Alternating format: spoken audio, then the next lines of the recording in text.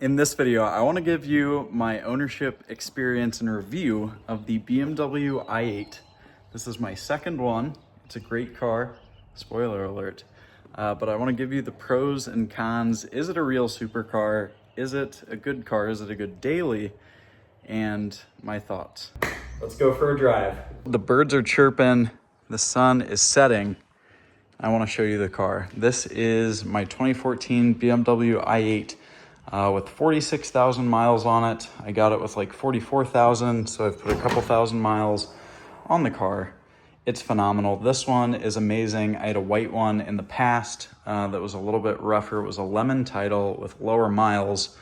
But my experience, come on, door, owning both, experiencing both, and daily driving both. So one of the first questions you may be asking yourself, is this daily drivable? Can I get in and out of the car?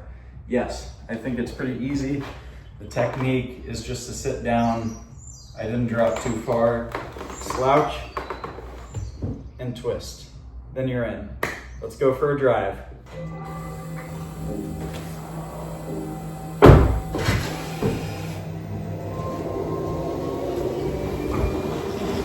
Before we do that, coming into the cockpit of this thing, like I said, bring the door all the way up, sit, slide, pull the door down, and you are good to go. Here in the interior, you are met with pure serenity. Let's get it started.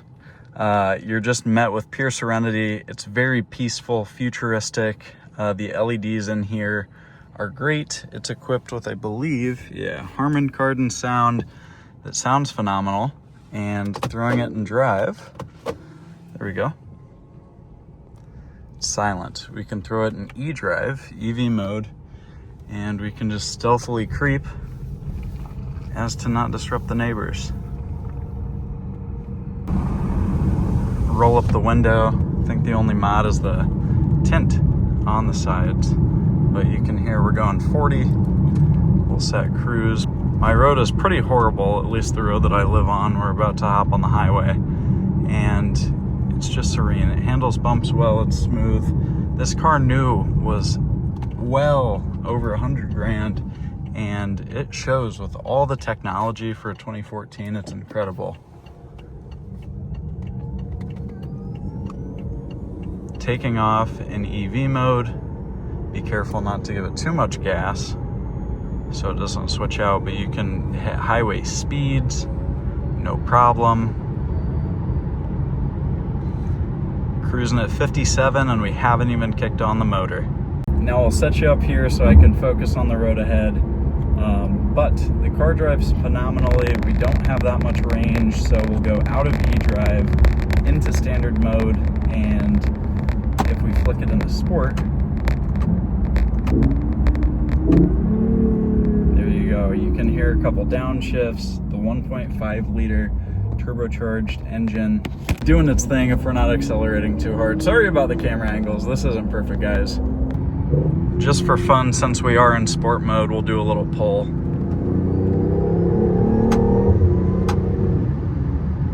Peppy, not fast. But getting back on the main road, just cruising now. I picked this car up despite the six-figure cost new for less than 40 grand, $39,500 for this on a set of really nice wheels. It also came with the stocks. There will be a whole different video about buying it. I do think that I paid a really solid price for it, below market value, below the Carfax history base value. Hopefully I'll be selling it for more. That's the name of the automotive money game. But this is the review video, so we'll talk about that.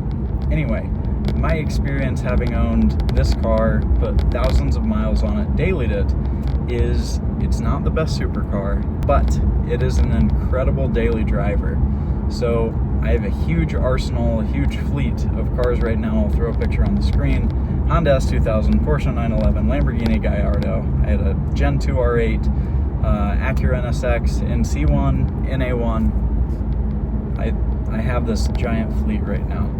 And the car that I want to drive the most is this, just to commute in, because it's fun, it's peppy, it's quick, it has all of that hybrid assist torque, it feels fast, you can pass no problems, it gets looks, but at the same time, it's a 1.5 liter hybrid that gets over 30 mpg. It's incredibly smooth, aside from maybe a little bit of ticking the camera's doing on the display.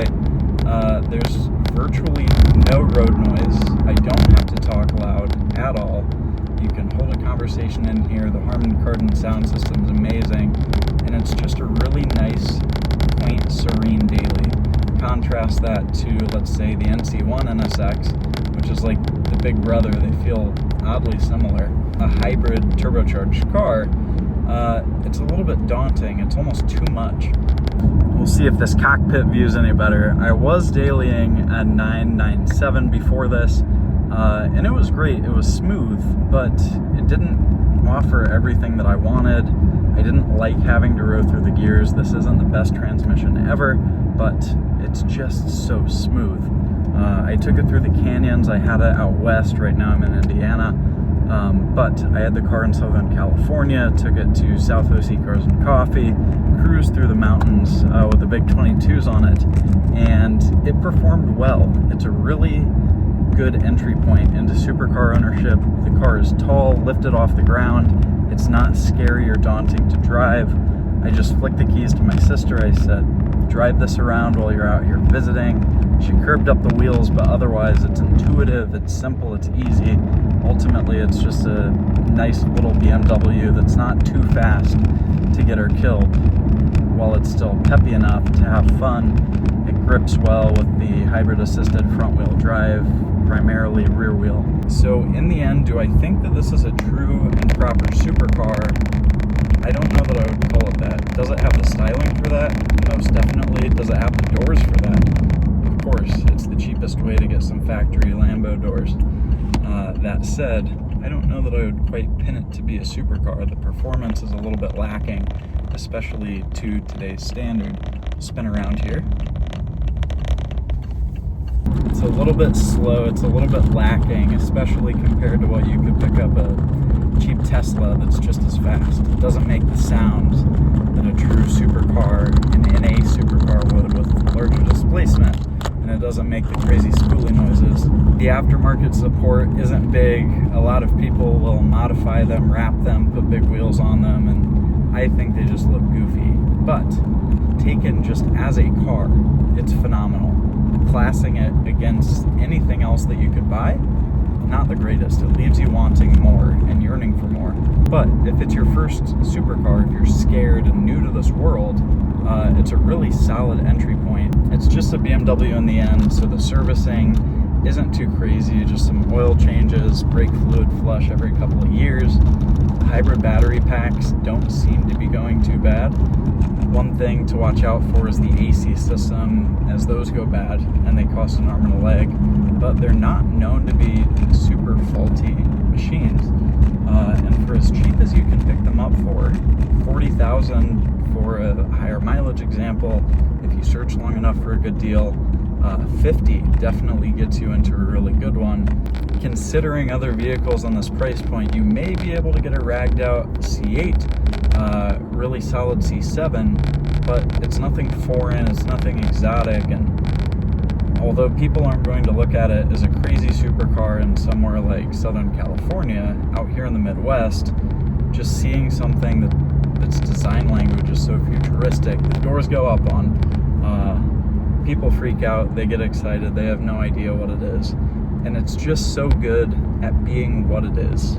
Classed up against anything else, not gonna be the best pick. Not the highest horsepower, not the fastest, not the smoothest, not the best sound system. It's not going to give you the most involved driver feel. So if you're looking for a car enthusiast supercar, I would steer clear and stay away. But if you're optimizing as a younger person maybe, who can only have one or two vehicles, and you want this to be your first super, I would pick this over, blending in an M3, an M4 in 2015 would be a similar price point. If you want a better driving experience and more aftermarket compatibility, go for that. Get a C7. But if you want to stand out, be a little bit different, and have a really solid daily for what it is, the BMW i8 is a very solid buy. So I think that concludes the review. If you're being pulled to one, definitely drive it. Don't set a high benchmark for it being a supercar, it being exuberantly fast. It's not going to just throw you back in your seat. But you have plenty of passing power. If you do want to get on it, it has a ton of pep with the turbo, with the hybrid assist. You can pass with ease.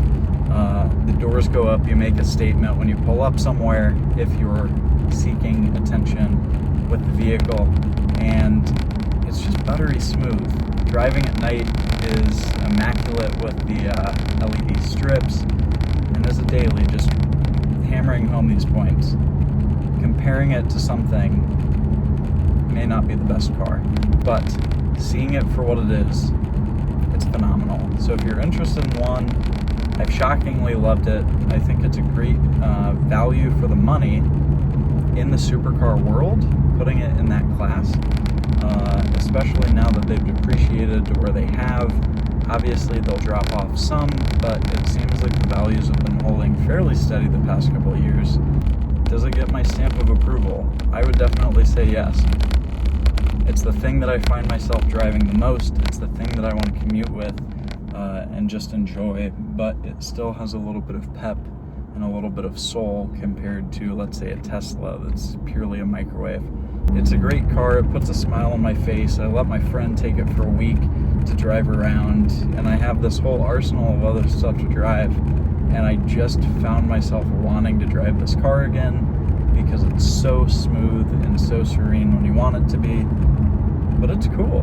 It's a fun, peppy ride with a little bit of soul and spirit, because you do still retain some of that natural aspiration, the turbocharged sounds, the sport mode, the downshift and the paddles, even if they're a little sluggish. Anyway, the phone's gonna go flying. I'm gonna hit it here, but hopefully you can hear this sound.